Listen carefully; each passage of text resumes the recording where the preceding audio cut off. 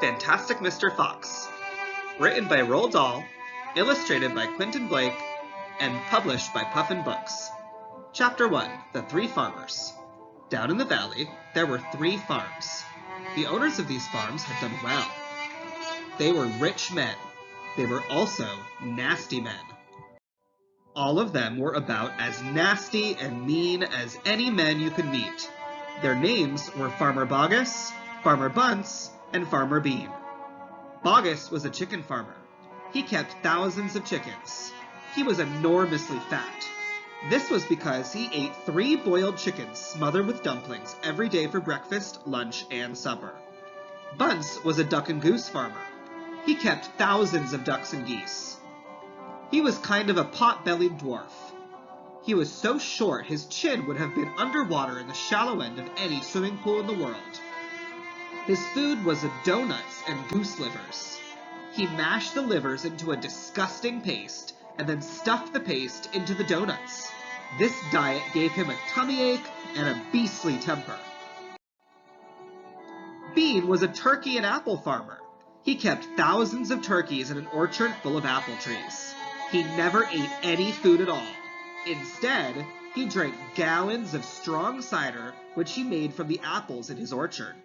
He was as thin as a pencil and the cleverest of them all. Boggis, Bunce, and Bean, one fat, one short, one lean. These horrible crooks, so different in looks, were none the less equally mean. That is what the children round about used to sing when they saw them. Chapter 2, Mr. Fox. On a hill above the valley, there was a wood. In the wood, there was a huge tree. Under the tree, there was a hole. In the hole lived Mr. Fox and Mrs. Fox and their 4 small foxes. Every evening, as soon as it got dark, Mr. Fox would say to Mrs. Fox, "Well, my darling, what shall it be this time? A plump chicken from Boggis? A duck or a goose from Bunce? Or a nice turkey from Bean?" And when Mrs. Fox had told him what she wanted, Mr. Fox would creep down into the valley in the darkness of the night and help himself. Boggis and Bunce and Bean knew very well what was going on, and it made them wild with rage. They were not men who liked to give anything away. Less still did they like anything being stolen from them. So, every night, each of them would take his shotgun and hide in the dark place somewhere on his own farm, hoping to catch the robber. But Mr. Fox was too clever for them. He always approached a farm with the wind blowing in his face, and this meant that if any man were lurking in the shadows ahead, the wind would carry the smell of that man to Mr. Fox's nose from far away. Thus, if Mr. Boggis was hiding behind his chicken house, number 1, Mr. Fox would smell him out from 50 yards off and quickly change direction, heading for the chicken house number 4 at the end of the farm. "Dang and blast that lousy beast!" cried Boggis. "I'd like to rip his guts out," said Bunce. "He must be killed," cried Bean. "But how?" said Boggis. "How on earth can we catch that blighter?" Bean picked his nose delicately with a long finger. "I have a plan," he said. "You've never had a decent plan yet," said Bunce. "Shut up and listen," said Bean. "Tomorrow night we will all hide just outside the hole where the fox lives. We will wait until he comes out, then bang, bang, bang, bang." "Very clever," said Bunce. "But first, we shall have to find the hole." "My dear Bunce, I have already found it," said the crafty Bean. "It's up in the wood on the hill. It's under a huge tree." Chapter 3, The Shooting. "Well, my darling," said Mr. Fox, "what shall it be tonight?" "I think we'll have duck tonight," said Mrs. Fox. "Bring us 2 fat ducks, if you please. 1 for you and me, and 1 for the children." "Ducks it shall be," said Mr. Fox. "Bunce is best." "Now do be careful," said Mrs. Fox. "My darling," said Mr. Fox, "I can smell those goons a mile away. I can even smell one of them from the other. Boggis gives off a filthy stink of rotten chicken skins. Bunce reeks of goose livers. And as for Bean, the fumes of apple cider hang around him like poisonous gas. "Yes, Bud, don't get careless," said Mrs. Fox. "You know they'll be waiting for you, all three of them." "Don't you worry about me," said Mr. Fox. "I'll see you later." But Mr. Fox would not have been quite so cocky had he known exactly where the three farmers were waiting at that moment. They were just outside the entrance to the hole, each one crouching behind a tree with his gun loaded. And, what was more, they had chosen their positions very carefully, making sure that the wind was not blowing from them towards the fox's hole. In fact, it was blowing in the opposite direction. There was no chance of them being smelled out. Mr. Fox crept up the dark tunnel to the mouth of the hole. He poked his long, handsome face out into the night air and sniffed once. He moved an inch or two forward and stopped. He sniffed again. He was always especially careful when coming out of his hole. He inched forward a little more, the front half of his body now in the open. His back nose twitched from side to side, sniffing and sniffing for the scent of danger. He found none, and he was just about to go trotting forward into the wood when he heard, or thought he heard, a tiny noise, a soft rustling sound, as though someone had moved a foot ever so gently through a patch of dry leaves. Mr. Fox flattened his body against the ground and lay very still. His ears pricked. He waited a long time, but he heard nothing more. It must have been a field mouse, he told himself, or some other small animal. He crept a little further out of the hole, then further still. He was almost right out in the open now. He took a last careful look around. The wood was murky and very still. Somewhere in the sky, the moon was shining. Just then, his sharp eyes caught a glint of something bright behind the tree not far away. It was a small silver speck of moonlight, shining on a polished surface. Mr. Fox lay still, watching it. What on earth was it? Now it was moving. It was coming up and up. Great heavens, it was the barrel of a gun! Quick as a whip, Mr. Fox jumped back into his hole, and at the same instant the entire wood seemed to explode around him. Bang, bang, bang, bang, bang, bang! The smoke from the three guns floated upwards in the night air. Bogus and Bunsen Bean came out from behind their trees and walked towards the hole. "Did we get him?" said Bean. One of them shone a flashlight on the hole, and there on the ground, in a circle of light, half in and half out of the hole, lay the poor, tattered, blood-stained remains of a fox's tail. Bean picked it up. "We got the tail, but we missed the fox," he said, tossing the thing away. "Dang and blast," said Bogus. "We shot too late. We should have let the fly the moment he poked his head out." "He won't be poking it out again in a hurry," Bud said. Bean pulled a flask from his pocket and took a swig of cider. Then he said, It'll take 3 days, at least, before he gets hungry enough to come out again. I'm not sitting around here waiting for that. Let's dig him out." "Ah," said Bogus, "now you're talking sense. We can dig him out in a couple of hours. We know he's there." "I reckon there's a whole family of them down in that hole," Bud said. "Then we'll have the lot," said Bean. "Get the shovels!" Chapter 4. The Terrible Shovels. Down in the hole, Mrs. Fox was tenderly licking the stump of Mr. Fox's tail to stop the bleeding. "It was the finest tail for miles around," she said between licks. "It hurts," said Mr. Fox.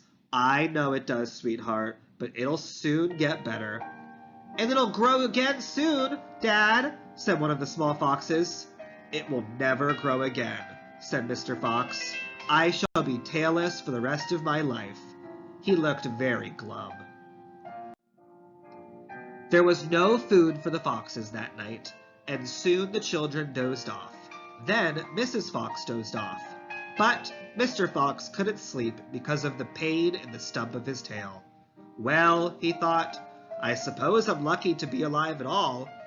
And now they've found our hole. We're going to have to move out as soon as possible.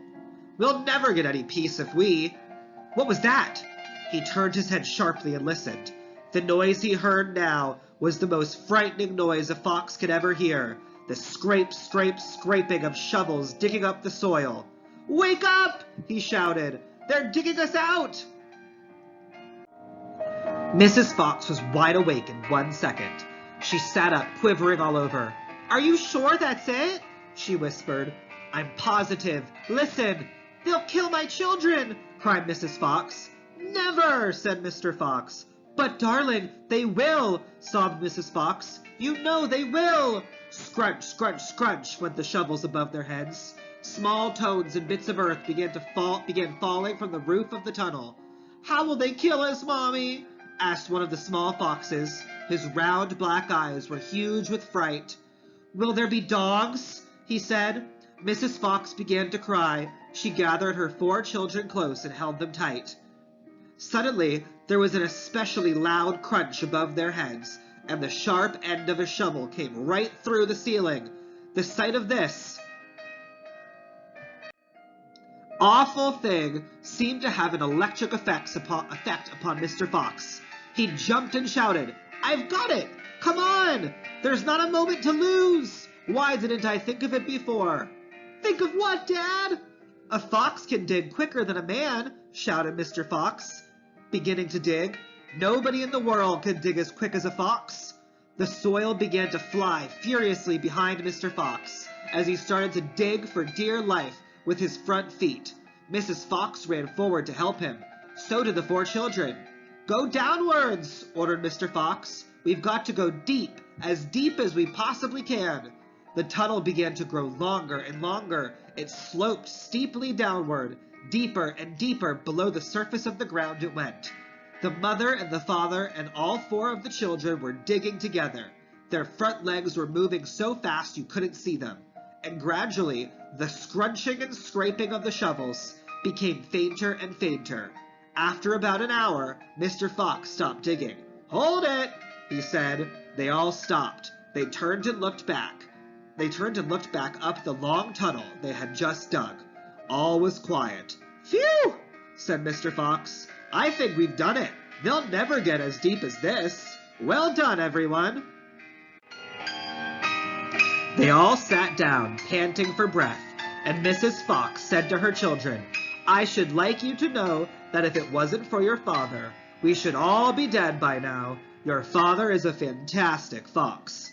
Mr. Fox looked at his wife and smiled. He loved her more than ever when she said things like that. Chapter 5. The Terrible Tractors. As the sun rose the next morning, Bogus and Bunsen Bean were still digging. They had dug a hole so deep you could have put a house into it, but they had not yet come to the end of the fox's tunnel. They were all very tired and cross. "Dig and blast," said Bogus. "Whose rotten idea was this?" "Bean's idea," said Bunce. Bogus and Bunce both stared at Bean. Bean took another swig of cider, then put the flask back into his pocket without offering it to any of the others. "Listen," he said angrily. "I want that fox. I'm going to get that fox. I'm not giving in till I've strung him up over my front porch, dead as a dumpling." "We can't get him by digging, that's for sure," said the fat Bogus. "I've had enough of digging." Bunce, the little pot-bellied dwarf, looked up at Bean and said, "Have you got any more stupid ideas then?" "What?" said Bean. "I can't hear you." Bean never took a bath. He never even washed. As a result, his ear holes were clogged with all kinds of muck and wax and bits of chewing gum and dead flies and stuff like that. This made him deaf. "Speak louder," he said to Bunce, and Bunce shouted back, "Got any more stupid ideas?" Mr. Bean rubbed the back of his neck with a dirty finger.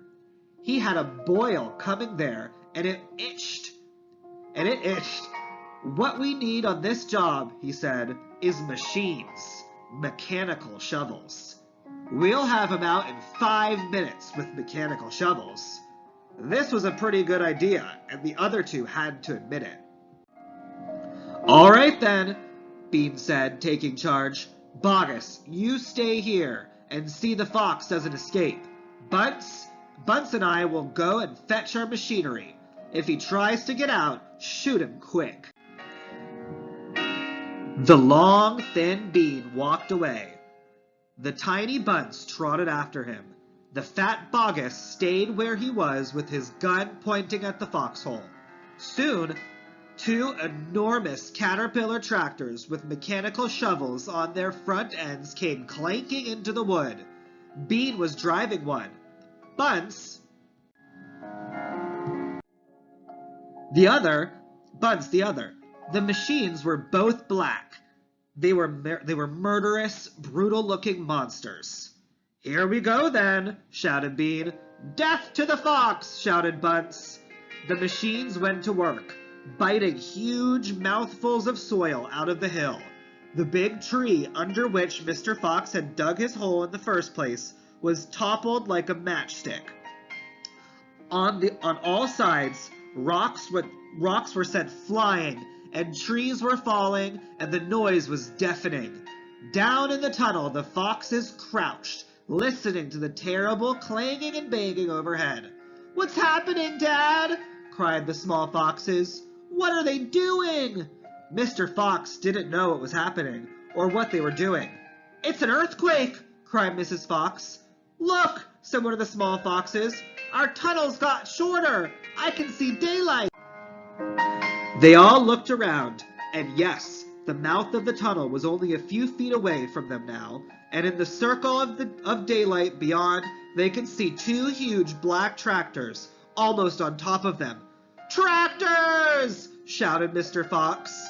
And mechanical shovels! Dig for your lives! Dig, dig, dig! Chapter 6. The Race. Now there began a desperate race, the machines against the foxes. In the beginning, the hill looked like this. After about an hour, as the machines bit away more and more soil from the hilltop, it looked like this. Sometimes the foxes would gain a little ground, and the clanking noises would grow fainter, and Mr. Fox would say, We're going to make it! I'm sure we are! But then a few moments later, the machines would come back at them, and the crunch of the mighty shovels would get louder and louder, once the foxes actually saw the sharp metal edge of the shovels as it scraped up the earth behind them. Keep going, my darlings, panted Mr. Fox. Don't give up. Keep going, the fat Bogus shouted to Bunce and Bean. We'll get him any moment now. Have you caught sight of him yet? Bean called back. Not yet, shouted Bogus, but I think you're close. I'll pick him up with my bucket, shouted Bunce. I'll chop him into pieces. But by lunchtime, the machines were still at it, and so were the poor foxes. The hill now looked like this. The farmers didn't stop for lunch. They were too keen to finish the job. Hey there, Mr. Fox, yelled Bunce, leaning out of his tractor. We're coming to get you now. You've had your last chicken, yelled Bogus. You'll never come prowling around my farm again. A sort of madness had taken hold of the three men. The tall, skinny Bean and dwarfish pot-bellied Bunce were driving their machines like maniacs, racing the motors and making the shovels dig at terrific speed. The fat Bogus was hopping about like a dervish and shouting, Faster, faster! By 5 o'clock in the afternoon, this is what had happened to the hill. The hole the machines had dug was like the crater of a volcano. It was such an extraordinary sight that crowds of people came rushing out of the surrounding villages to have a look. They stood on the edge of the crater and stared down at Bogus and Bunce and Bean. Hey there, Bogus! What's going on? We're after a fox. You must be mad! The people jeered and laughed. But this only made the three farmers more furious, and more obstinate, and more determined than ever to not give up until they had caught the fox. Chapter 7. We'll Never Let Him Go. At 6 o'clock in the evening, Bean switched off the motor of his tractor and climbed down the driver's seat. Bunce did the same. Both men had had enough. They were tired and stiff from driving the tractors all day. They were also hungry. Slowly, they walked over to the small fox's hole in the bottom of the huge crater. Bean's face was purple with rage. Bunce was cursing the fox with dirty words that cannot be printed. Bogus came waddling up. "Dang and blast that filthy, stinking fox," he said. "What the heck do we do now?" "I'll tell you what we don't do," Bean said. "We don't let him go." "We'll never let him go," Bunce declared. "Never, never, never," cried Bogus. "Did you hear that, Mr. Fox?" yelled Bean, bending low and shouting down the hole. "It's not over yet, Mr. Fox. We're not going home till we've strung you up dead as a dingbat." Whereupon the three men all shook hands with one another and swore a solemn oath that they would not go back to their farms until the fox was caught. "What's the next move?" asked Bunce, the pot-bellied dwarf. "We're sending you down the hole to fetch him up," said Bean. "Down you go, you miserable midget." "Not me!" screamed Bunce, running away. Bean made a sickly smile. When he smiled, you saw his scarlet gums. You saw more gums than teeth. There's only one thing to do," he said. "We starve him out. We camp here day and night, watching the hole.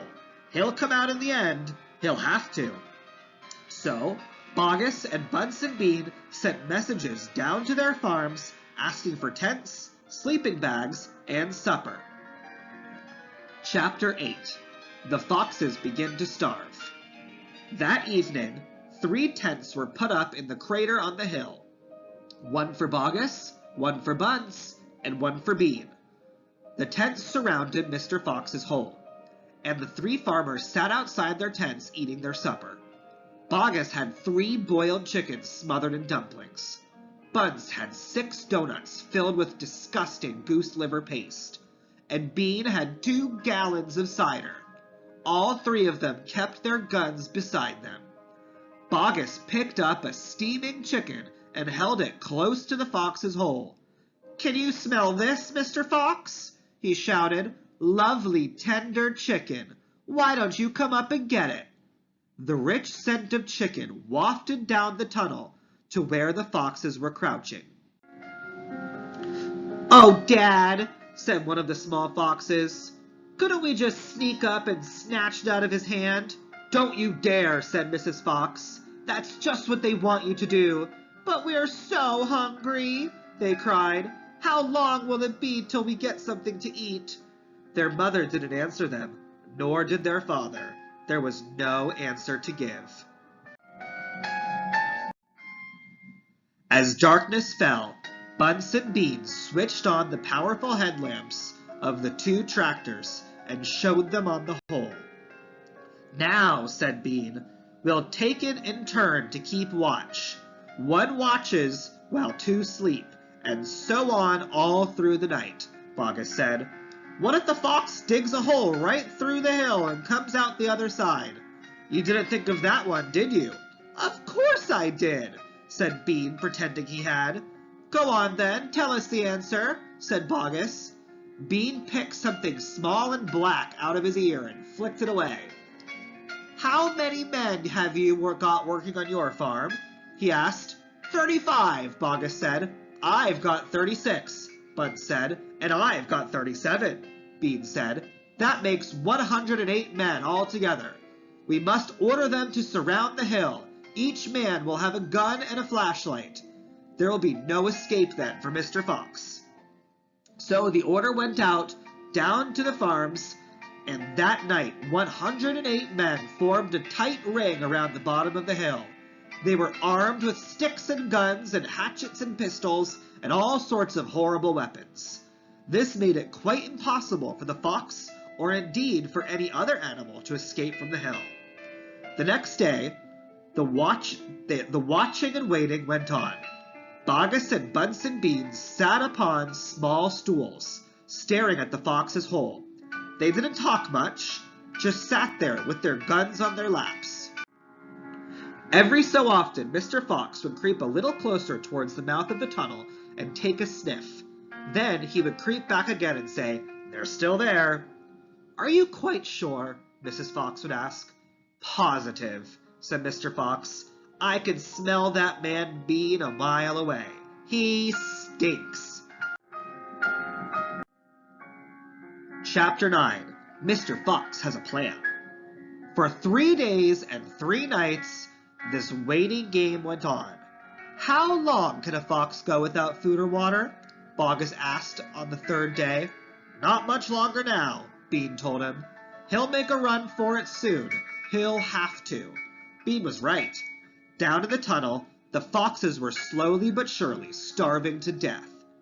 "If only we could have just a tiny sip of water," said one of the small foxes. "Oh, Dad, can't you do something? Couldn't we make a dash for it, Dad? We'd have a little bit of a chance, wouldn't we?" "Not a chance at all," snapped Mrs. Fox. "I refuse to let you go up there and face those guns. I'd sooner you'd stay down here and die in peace." Mr. Fox had not spoken for a long time. He had been sitting quite still, his eyes closed, not even hearing what the others were saying. Mrs. Fox knew that he was trying desperately to think of a way out. And now, as she looked at him, she saw him stir himself and get slowly to his feet. He looked back at his wife. There was a little spark of excitement dancing in his eyes. "What is it, darling?" said Mrs. Fox quickly. "I've just had a bit of an idea," Mr. Fox said carefully. "What?" they cried. "Oh, Dad, what is it?" "Come on," said Mrs. Fox. "Tell us, quickly." "Well," said Mr. Fox. Then he stopped and sighed and sadly shook his head. He sat down again. "It's no good," he said. "It won't work after all." "Why not, Dad?" "Because it means more digging, and we aren't any of us strong enough for that after 3 days and nights without food." "Yes, we are, Dad!" cried the small foxes, jumping up and running to their father. "We can do it! You see if we can't! So can you!" Mr. Fox looked at the 4 small foxes, and he smiled. "What fine children I have," he thought. "They are starving to death, and they haven't had a drink for 3 days, but they are still undefeated. I must not let them down." I suppose we could give it a try," he said. "Let's go, Dad! Tell us what you want us to do." Slowly, Mrs. Fox got to her feet. She was suffering more than any of them from the lack of food and water. She was very weak. "I am so sorry," she said, "but I don't think I'm going to be much help." "You stay right where you are, my darling," said Mr. Fox. "We can handle this by ourselves." Chapter 10. Bogus's Chicken House Number 1. "This time, we must go in a very special direction," said Mr. Fox, pointing sideways and downward. So, he and his 4 children started to dig once again. The work went much more slowly now, yet they kept at it with great courage, and little by little, the tunnel began to grow. "Dad, I wish you would tell us where we are going," said one of the children. "I dare not do that," said Mr. Fox, "because this place I am hoping to get to is so marvelous that if I described it to you now, you would go crazy with excitement. And then, if we failed to get there, which is very possible, you would die of disappointment. I don't want to raise your hopes too much, my darlings." For a long, long time they kept on digging. For how long they did not know, because there were no days and no nights down there in the murky tunnel. But at last Mr. Fox gave the order to stop. "I think," he said, "we had better take a peep upstairs. Now, and see where we are. I know where I want to be, but I can't possibly be sure we're anywhere near it." Slowly, warily, the foxes began to slope the tunnel up toward the surface. Up and up it went, until suddenly they came to something above their heads that couldn't go up any further. Mr. Fox reached up to examine this hard thing. "It's wood," he whispered. "Wooden planks." "What does that mean, Dad?" "It means, unless I am very much mistaken, that we are right underneath somebody's house," whispered Mr. Fox. "Be very quiet now while I take a peek." Carefully, Mr. Fox began pushing up one of the floorboards. The board creaked most terribly, and they all ducked down, waiting for something awful to happen. Nothing did. So, Mr. Fox pushed up a second board, and then, very, very cautiously, he poked his head up through the gap. He let out a shriek of excitement. "I've done it!" he yelled. "I've done it first time! I've done it! I've done it!" He pulled himself up through the gap in the floor and started prancing and dancing with joy. "Come on up!" he sang out. "Come up and see where you are, my darlings. What a sight for a hungry fox! Hallelujah! Hooray, hooray!" The four small foxes scrambled up out of the tunnel, and what a fantastic sight it was that now met their eyes. They were in a huge shed, and the whole place was teeming with chickens. There were white chickens and brown chickens and black chickens by the thousands.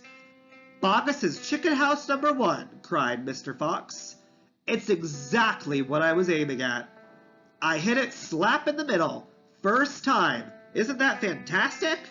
And, if I may say so, rather clever." The small foxes went wild with excitement. They started running around in all directions, chasing the stupid chickens. "Wait!" ordered Mr. Fox. "Don't lose your heads. Stand back, calm down, let's do this properly. First of all, everyone have a drink of water." They all ran over to the chicken's drinking trough and lapped up the lovely cool water. Then Mr. Fox chose three of the plumpest hens. With a clever flick of his jaws, he killed them instantly. "Back to the tunnel," he ordered. "Come on. No fooling around. The quicker you move, the quicker you shall have something to eat." One after the other, they climbed down through the hole in the floor, and soon they were all standing once again in the dark tunnel. Mr. Fox reached up and pulled the floorboards back into place. He did this with great care. He did it so that no one could tell they had ever been moved. "My son," he said, giving the 3 plump hens to the biggest of his 4 small children, "run back with these to your mother. Tell her to prepare a feast. Tell her the rest of us will be along in a jiffy as soon as we have made a few other little arrangements." Chapter 11. A Surprise for Mrs. Fox. The small fox ran back along the tunnel as fast as he could, carrying the 3 plump hens. He was exploding with joy. "Just wait," he kept thinking. "Just wait till Mommy sees these." He had a long way to run, but he never stopped. Once on the way, he came bursting upon Mrs. Fox. "Mommy," he cried, out of breath. "Look, Mommy, look! Wake up and see what I've brought you." Mrs. Fox, who was weaker than ever now from lack of food, opened one eye and looked at the hens. "I'm dreaming," she murmured and closed her eyes again. "You're not dreaming, Mommy. They're real chickens. We're saved. We're not going to starve." Mrs. Fox opened both eyes and sat up quickly. "But, my dear child," she cried, "where on earth—" "Bogus's chicken house number 1, spluttered the small fox. "We tunneled right up under the floor, and you've never seen so many big fat hens in all your life. And Dad said to prepare a feast. They'll be back soon." The sight of food seemed to give a new strength to Mrs. Fox. "A feast it shall be," she said, standing up. "Oh, what a fantastic fox your father is. Hurry up, child, and start plucking those chickens." Far away, Down in the tunnel, the fantastic Mr. Fox was saying, "Now for the next bit, my darlings. This one'll be as easy as pie. All we have to do is dig another little tunnel from here to there." "To where, Dad? Don't ask too many questions. Start digging." Chapter 12. Badger. Mr. Fox and the 3 remaining small foxes dug fast and straight. They were all too excited now to feel tired or hungry. They knew they were going to have a whacking great feast before long, and the fact that it was none other than Boggis's chickens they were going to eat made them churgle with laughter every time they thought of it. It was lovely to realize that while the fat farmer was sitting up there on the hill waiting for them to starve, he was also giving them their dinner without knowing it. "Keep digging," said Mr. Fox. "It's not much farther." All of a sudden, a deep voice above their heads said, "Who goes there?" The foxes jumped. They looked up quickly, and they saw, peeking through a small hole in the roof of the tunnel, a long, black, pointed, furry face. "Badger!" cried Mr. Fox. "Foxy!" cried Badger. "My goodness me, I'm glad I found someone at last. I've been digging around in circles for 3 days and nights, and I haven't the foggiest idea where I am." Badger made the hole in the ceiling bigger and dropped down beside the foxes. A small badger, his son, dropped down after him. "Haven't you heard what's happening up on the hill?" Badger said excitedly. "It's chaos! Half the woods has disappeared, and there are men with guns all over the countryside. None of us can get out. Even at night, we're all starving to death." "Who is we?" asked Mr. Fox. "All us diggers. That's me, and the mole, and Rabbit, and all our wives and children. Even Weasel, who could usually sneak out of the tightest spots, is right now hiding down in my hole with Mrs. Weasel and 6 kids. What on earth are we going to do, Foxy? I think we're finished." Mr. Fox looked at his 3 children, and he smiled. The children smiled back at him, sharing his secret. "My dear old Badger," he said, "this mess you're in is all my fault." "I know it's your fault," said Badger furiously, "and the farmers are not going to give up until they've got you. Unfortunately, that means us as well. It means everyone on the hill." Badger sat down and put a paw around his small son. "We're done for," he said softly. "My poor wife up there is so weak she can't dig another yard." "Nor can mine," said Mr. Fox. "And yet, at this very minute, she's preparing for me and my children the most delicious feast of plump, juicy chickens." "Stop!" cried Badger. "Don't tease me. I can't stand it." "It's true," cried the small foxes. "Dad's not teasing. We've got chickens galore." "And because everything is entirely my fault," said Mr. Fox, "I invite you to share the feast. I invite everyone to share it. You and Mole and Weasel and all your wives and children. There'll be plenty to go round, I can assure you." "You mean it?" cried Badger. "You really mean it?" Mr. Fox pushed his face close to Badger's and whispered darkly, "Do you know where we've just been?" "Where?" "Right inside Boggis's chicken house number 1. "No." "Yes." "But that's nothing to where we're going now. You have come just at the right moment, my dear Badger. You can help us dig, and in the meanwhile, your small son can run back to Mrs. Badger and all the others and spread the good news." Mr. Fox turned to the small badger and said, "Tell them they are invited to a fox's feast. Then bring them all down here and follow this tunnel back until you find my home." Yes, Mr. Fox, said the small badger. "Yes, sir. Right away, sir. Oh, thank you, sir." And he scrambled quickly back through the hole in the roof of the tunnel and disappeared. Chapter 13. Bunce's Giant Storehouse. "My dear Foxy," cried Badger, "what in the world has happened to your tail?" "Don't talk about it, please," said Mr. Fox. "It's a painful subject." They were digging the new tunnel. They dug on in silence. Badger was a great digger, and in the tunnel went forward at a terrific pace now that he was lending a paw. Soon they were crouching underneath yet another wooden floor. Mr. Fox grinned slyly, showing sharp white teeth.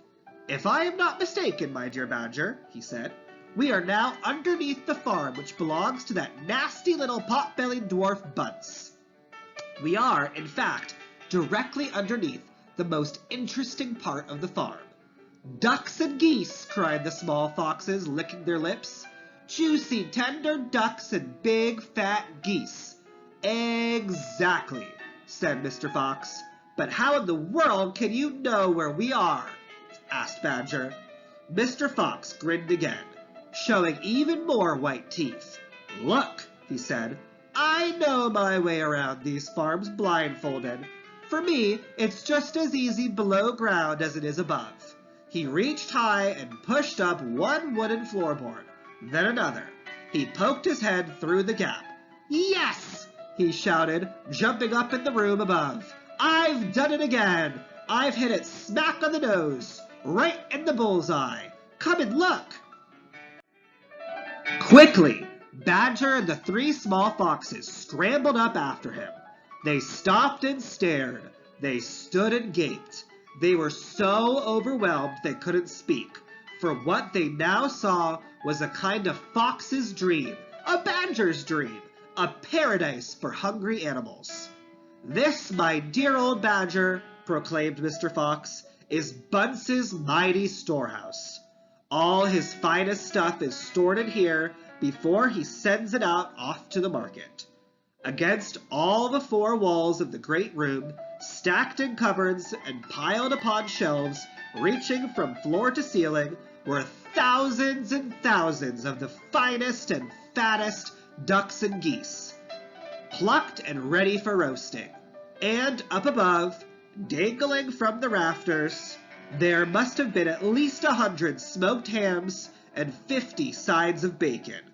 "Just feast your eyes on that!" cried Mr. Fox, dancing up and down. What do you think of it, eh? Pretty good grub."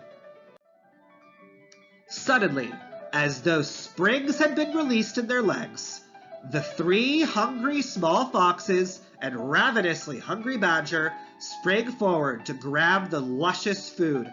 "Stop!" ordered Mr. Fox. "This is my party, so I shall do the choosing." The others fell back, licking their chops. Mr. Fox began prowling around the storehouse, examining the glorious display with an expert eye. A thread of saliva slid down one of his jaw and hung suspended in midair, then snapped. "We mustn't overdo it," he said. "Mustn't give the game away. Mustn't let them know what we've been up to.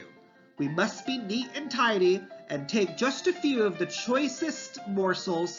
So, to start, we shall have 4 plump young ducks." He took them from the shelf. "Oh, how lovely and fat they are! No wonder Bunce gets a special price for them in the market." "All right, Badger, lend me a hand to get them down. You children can help as well. There we go. Goodness me, look at your mouths are watering. And now, I think we had better have a few geese. 3 will be quite enough. We'll take the biggest. Oh my, you'll never see finer geese than these in a king's kitchen. Gently does it. That's the way. And what about a couple of nice smoked hams? I adore smoked ham, don't you, Badger? Fetch me the step-ladder, will you please?" Mr. Fox climbed up the ladder and handed down 3 magnificent hams. "And do you like bacon, Badger?" "I'm mad about bacon," cried Badger, dancing with excitement. "Let's have a side of bacon, that big one up there. And carrots, Dad!" And the smallest of 3 foxes said the smallest of 3 foxes. "We must take some of those carrots." "Don't be a twerp," said Mr. Fox. "You know we never eat things like that." It's not for us, Dad! It's for the rabbits! They only eat vegetables! My goodness me, you're right, cried Mr. Fox. What a thoughtful little fellow you are! Take 10 bunches of carrots. Soon, all the lovely loot was lying in a neat heap upon the floor. The small foxes crouched close, their noses twitching, their eyes shining like stars. And now, said Mr. Fox, we shall have to borrow from our friend Bunce 2 of those useful push-carts over in the corner. He and Badger fetched the push-carts, and the ducks and geese and ham and bacon were loaded onto them. Quickly, the push-carts were lowered through the hole in the floor. The animals slid down after them. Back in the tunnel, Mr. Fox again pulled the floorboards very carefully into place so that no one could see they had been moved. My darlings, he said, pointing to 2 of the 3 small foxes, take a cart each and run back as fast as you can to your mother. Give her my love and tell her we are having guests for dinner, the badger, the moles, the rabbits, and the weasels. Tell her it must be a truly great feast, and tell her the rest of us will be home as soon as we've done one more job. Yes, Dad! Right away, Dad! They answered, and they grabbed a trolley each and went rushing off down the tunnel. Chapter 14. Badger Has Doubts. Just one more visit, cried Mr. Fox, and I'll bet I know where that'll be, said only the small fox now left. He was the smallest fox of them all. Where? Said Badger. Well, said the smallest fox, we've been to Bogus and... Chapter 14. Badger Has Doubts. Just one more visit, cried Mr. Fox, and I'll bet I know where that'll be, said the only small fox now left. He was the smallest fox of them all. Where? Said Badger. Well, said the smallest fox, we've been to Bogus, and we've been to Bunce, but we haven't been to Bean. It must be Bean. You are right, said Mr. Fox, but what you don't know is which part of Bean's place we're about to visit. Which? They said together. Aha, said Mr. Fox, just you wait and see. They were digging. As they talked, the tunnel was going forward fast. Suddenly, Badger said, Doesn't this worry you just a tiny bit, Foxy? Worry me, said Mr. Fox. What? All this stealing. Mr. Fox stopped digging and stared at Badger, as though he had gone completely dotty. My dear old furry frump, he said, do you know anyone in the whole world who wouldn't swipe a few chickens if his children were starving to death? There was a short silence while Badger thought deeply about this. You are far too respectable, said Mr. Fox. There's nothing wrong with being respectable, Badger said. Look, said Mr. Fox, Bogus and Bunce and Bean are out to kill us. You realize that, I hope. I do, Foxy, I do indeed, said the gentle Badger, but we're not going to stoop to their level. We don't want to kill them. I should hope not, indeed, said Badger. We wouldn't dream of it, said Mr. Fox. We shall simply take a little food here and there to keep us and our families alive, right? I suppose we'll have to, said Badger. If they want to be terrible, let them, said Mr. Fox. We down here are decent, peace-loving people. Badger laid his head on one side and smiled at Mr. Fox. Foxy, he said, I love you. Thank you, said Mr. Fox.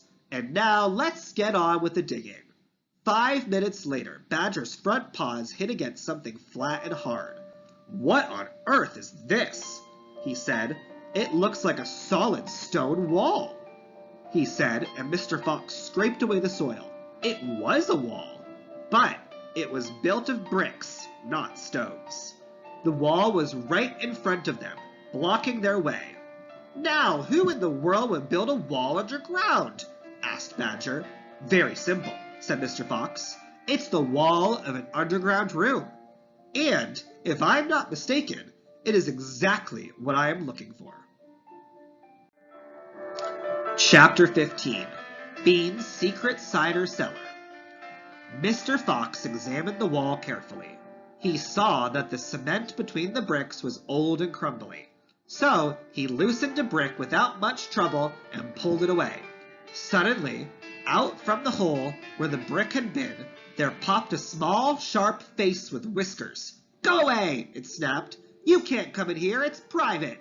"Dear Lord," said Badger, "it's a rat." "You saucy beast," said Mr. Fox. "I should have guessed we'd find you down here somewhere." "Go away!" shrieked Rat. "Go on, beat it! This is my private pitch." "Shut up," said Mr. Fox. "I will not shut up," shrieked the Rat. "This is my place. I got here first." Mr. Fox gave a brilliant smile, flashing his white teeth. "My dear Rat," he said softly, "I am a hungry fellow, and if you don't hop it quickly, I shall eat you up in one gulp." That did it. Rat popped back fast out of sight. Mr. Fox laughed and began pulling more bricks out of the wall. When he had made a biggish hole, he crept through it. Badger and the smallest fox followed him in. They found themselves in a vast, damp, gloomy cellar.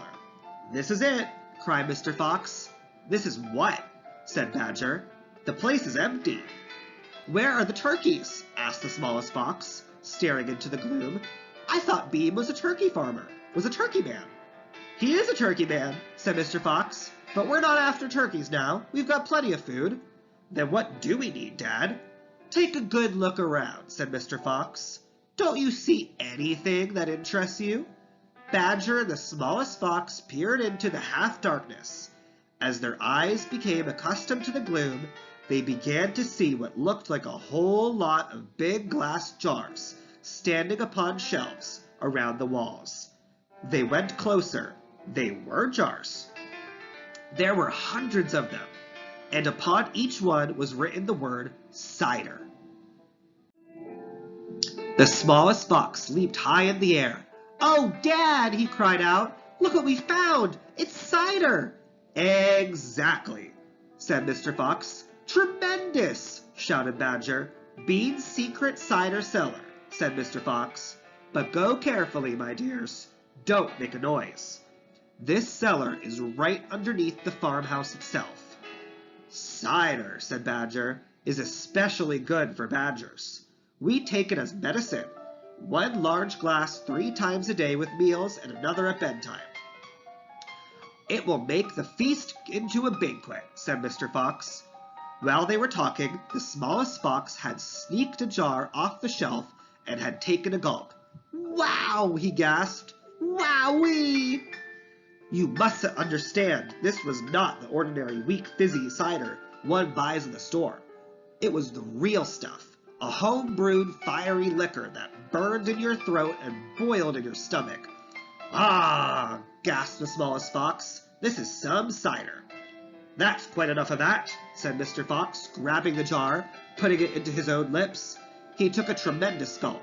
"It's miraculous," he whispered, fighting for breath. "It's fabulous. It's beautiful." "It's my turn," said Badger, taking the jar and tilting his head well back. The cider gurgled and bubbled down his throat. It's like melted gold," he gasped. "Oh, Foxy, it's like drinking sunbeams and rainbows." "You're poaching!" shrieked Rat. "Put that down at once. There'll be none left for me." Rat was perched upon the highest shelf in the cellar, peering out from behind a huge jar. There was a small rubber tube inserted in the neck of the jar, and Rat was using this tube to suck out the cider. "You're drunk," said Mr. Fox. "Mind your own business," shrieked Rat, "and if you great clumsy brutes come messing about in here, we'll all be caught. Get out and leave me to sip my cider in peace." At that moment, they heard a woman's voice calling out in the house above them. "Hurry up and get that cider, Mabel," the voice called. "You know Mr. Bean doesn't like to be kept waiting, especially if he's been out all night in a tent." The animals froze. They stayed absolutely still, their ears pricked, their bodies tense. Then they heard the sound of a door being opened. The door was at the top of the flight of stone steps leading down from the house into the cellar. And now someone was starting to come down those steps. Chapter 16. The Woman. "Quick!" said Mr. Fox. "Hide!"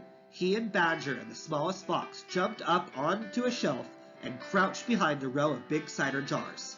Peering around the jars, they saw a huge woman coming down into the cellar. At the foot of the steps, the woman paused, looking to the right and left. Then she turned and headed straight for the place where Mr. Fox and Badger and the smallest fox were hiding. She stopped right in front of them. The only thing between her and them was a row of cider jars. She was so close, Mr. Fox could hear the sound of her breathing. Peeping through the crack between two bottles, he noticed that she carried a big rolling pin in one hand. "How many will he want this time, Mrs. Bean?" the woman shouted, and from the top of the steps the other voice called back, "Bring up 2 or 3 jars. He drank 4 yesterday, Mrs. Bean." "Yes, but he won't want that many today, because he's not going to be up there for more than a few hours longer. He says the fox is bound to make a run for it this morning. It can't possibly stay down in that hole another day without food." The woman in the cellar reached out and lifted a jar of cider from the shelf. The jar she took was next, but the one to the jar behind which Mr. Fox was crouching.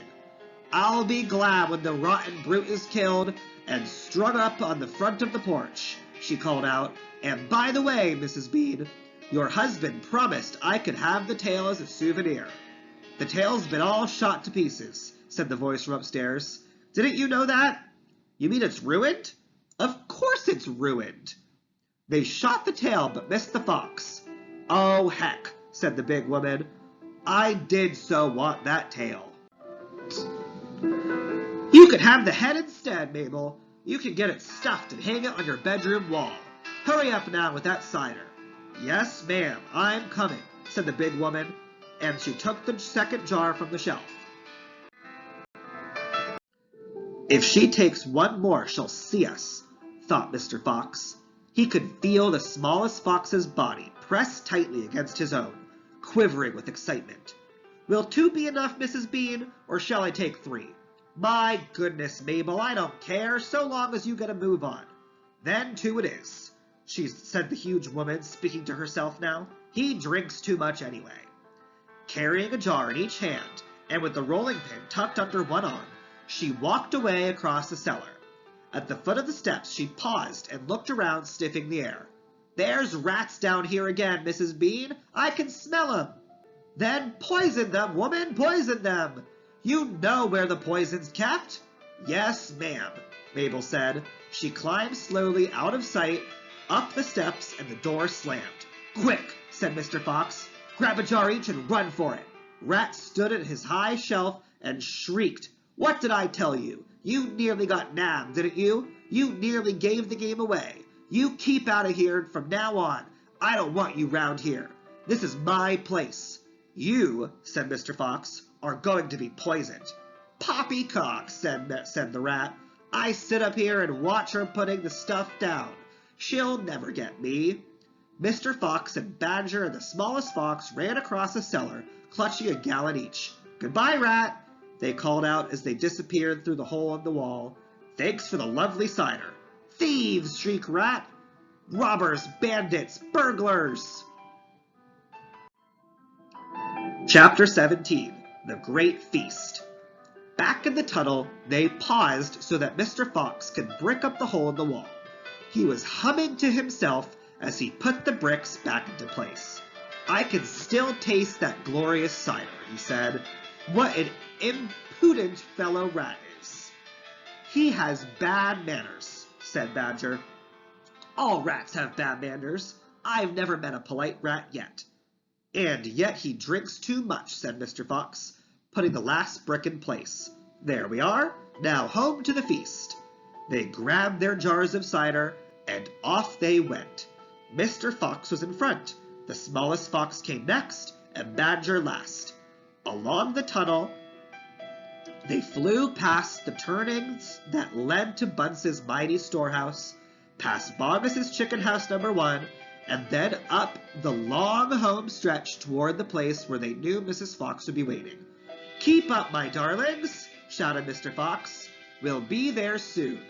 Think what's waiting for us at the other end, and just think what we're bringing home within these jars." That ought to cheer up poor Mrs. Fox. Mr. Fox sang a little song as he ran. "Home again, swiftly I glide, back to my beautiful bride. She'll not feel so rotten, as soon as she's gotten some cider inside." Then Badger joined in. "Oh, poor Mrs. Badger," he cried, "so hungry she very near died. But she'll not feel so hollow, if only she'll swallow some cider inside." They were still singing as they rounded the final corner and burst in upon the most wonderful and amazing sight any of them had ever seen. The feast was just beginning. A large dining room had been hollowed out of the earth, and in the middle of it, seated around a huge table, were no less than 29 animals. They were Mrs. Fox and 3 small foxes, Mrs. Badger and 3 small badgers, Mole and Mrs. Mole and 4 small moles, Rabbit and Mrs. Rabbit and 5 small rabbits, Weasel and Mrs. Weasel and 6 small weasels. The table was covered with chickens and ducks and geese and hams and bacon, and everyone was tucking into the lovely food. "My darling," cried Mrs. Fox, jumping up and hugging Mr. Fox, "we couldn't wait. Please forgive us." Then she hugged the smallest fox of all, and Mrs. Badger hugged Badger, and everyone hugged everyone else.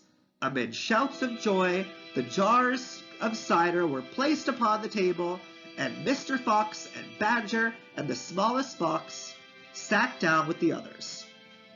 You must remember, no one had eaten a thing for several days. They were ravenous. So for a while, there was no conversation at all.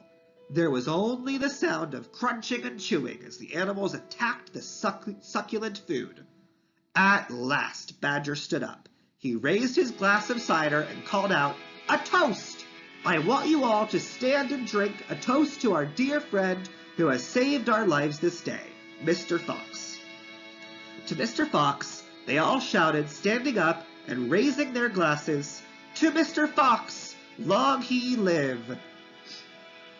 Then Mrs. Fox got shyly to her feet and said, "I don't want to make a speech.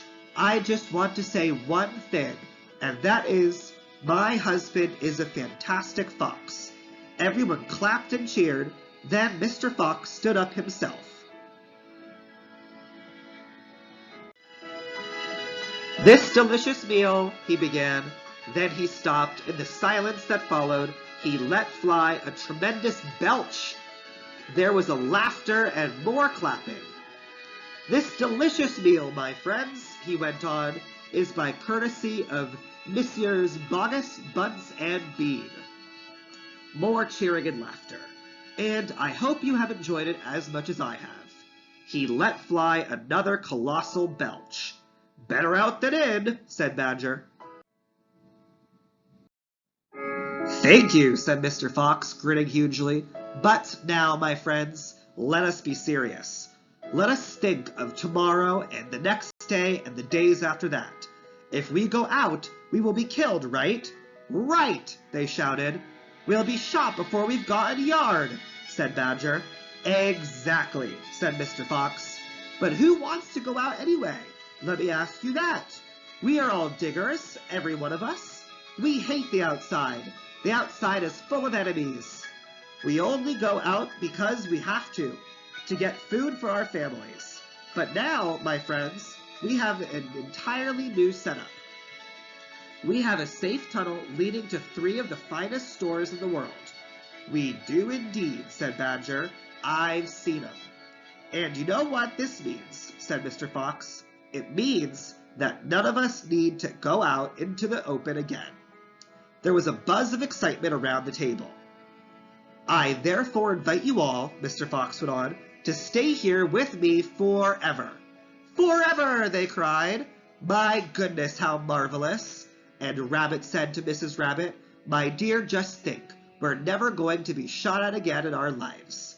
"We will make," said Mr. Fox, "a little underground village, with streets and houses on each side, separate houses for badgers and moles and rabbits and weasels and foxes. And every day I will go shopping for you all, and every day we will eat like kings." The cheering that followed this speech went on for many minutes. Chapter 18. Still Waiting. Outside the fox's hole, Bogus and Bunsen Bean sat beside their tents with their guns on their laps. It was beginning to rain. Water was trickling down the necks of the three men and into their shoes. "He won't stay down there much longer now," Bogus said. "The brute must be famished," Bun said. "That's right," Bean said. "He'll be making a dash for it any moment. Keep your guns handy." They sat there by the hole, waiting for the fox to come out. And so far as I know, they are still waiting. The end.